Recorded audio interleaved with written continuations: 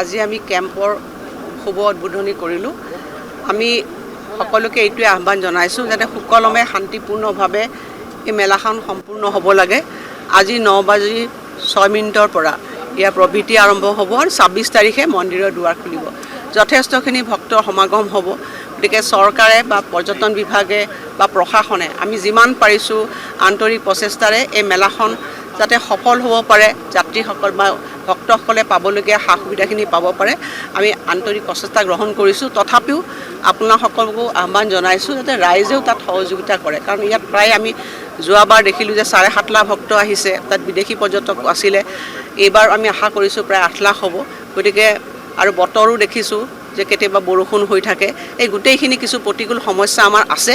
তথাপিও আহ্বান জনাইছোঁ যাতে সুশৃংখলভাৱে ভক্তসকলেও যাতে তেখেতসকলেও থাকে আৰু আমাৰ ইয়াৰ ওচৰৰ যিসকল লোকেল আমাৰ আছে, আমাৰ মানুহ আছে, তেওঁলোকেও যাতে এই মেলাখন সহযোগিতা কৰে, মই সেইটোকে আহ্বান জনাইছোঁ।